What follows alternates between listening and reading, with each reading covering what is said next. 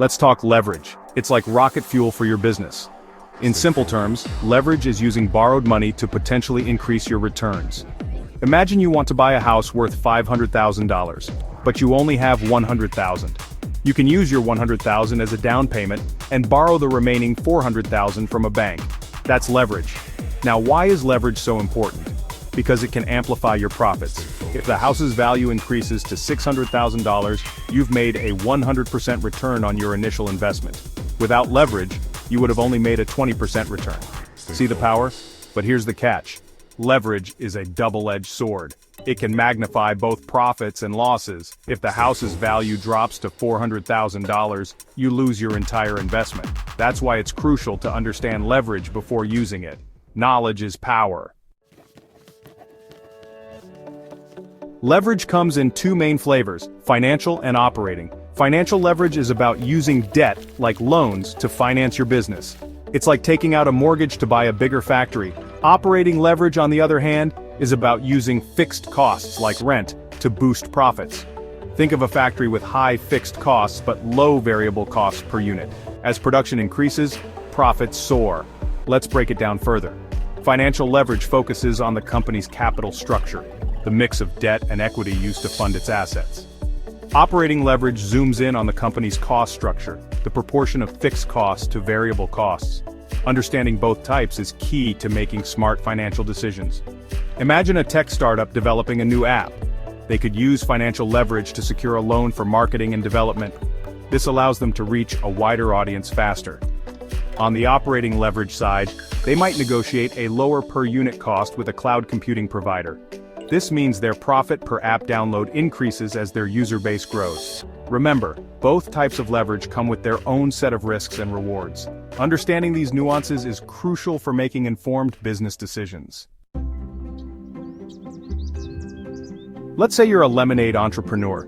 You have $10 to your name and want to set up a lemonade stand. You can either 1. Use your $10 to buy lemons and sugar. This means you're only using your own money, no leverage. Or 2. Borrow an additional $40 from your parents at a 10% interest rate.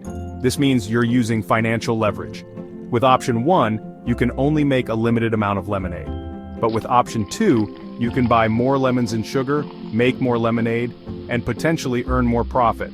If you make $80 in revenue, your profit after repaying your parents, including interest, is $36. This simple example shows how financial leverage can amplify profits. But what if it rains and you only make $5? You'll still owe your parents $44, resulting in a loss. Leverage magnifies both the good and the bad.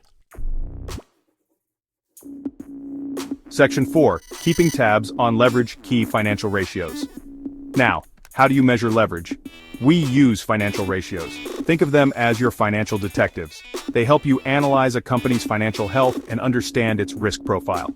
Here are 3 key ratios to remember. Debt to equity ratio. This ratio measures a company's financial leverage. A high ratio indicates higher debt, which means higher financial risk. Interest coverage ratio.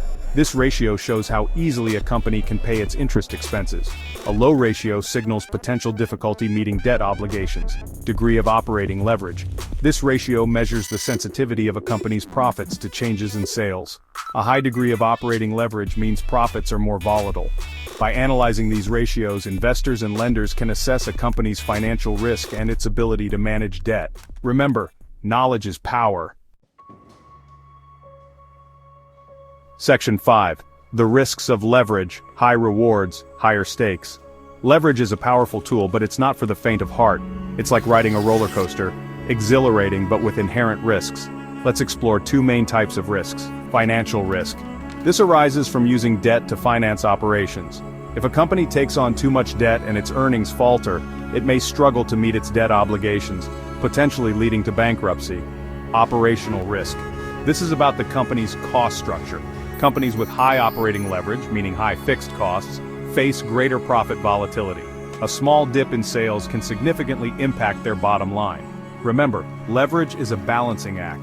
Too much leverage can be detrimental, but too little might mean missed opportunities. It's about finding the sweet spot that aligns with your risk tolerance and financial goals.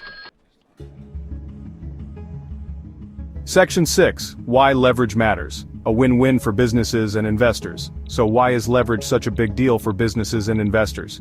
Let's break it down. Businesses. Leverage allows companies to access capital they wouldn't otherwise have, enabling them to invest in growth opportunities, expand operations, and potentially generate higher returns. It's like having a financial booster shot. Investors' leverage can amplify returns for investors. If a company uses leverage effectively, investors can earn higher returns on their investments. However, it's crucial to remember that leverage also amplifies losses. Understanding leverage is essential for both businesses and investors. It's about weighing the risks and rewards and making informed decisions that align with your financial goals. Section 7. Leverage wisely, the key to sustainable growth. Leverage is a powerful tool that can fuel business growth and boost investor returns. It's like a spice. A little can enhance the flavor, but too much can ruin the dish. The key is to use leverage wisely and strategically. Before taking on debt, companies must carefully assess their financial health, understand their risk tolerance, and have a solid plan for managing debt obligations.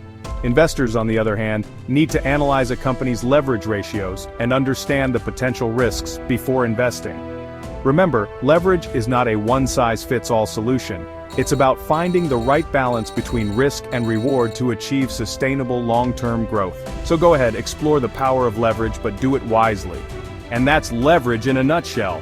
It's a powerful tool that can help businesses grow, but it requires careful planning and execution. What do you think about leverage? Have you seen it work wonders or cause challenges? Let us know in the comments below. Don't forget to like this video, subscribe to our channel, and hit the bell icon for more financial insights. Thanks for watching, and see you next time.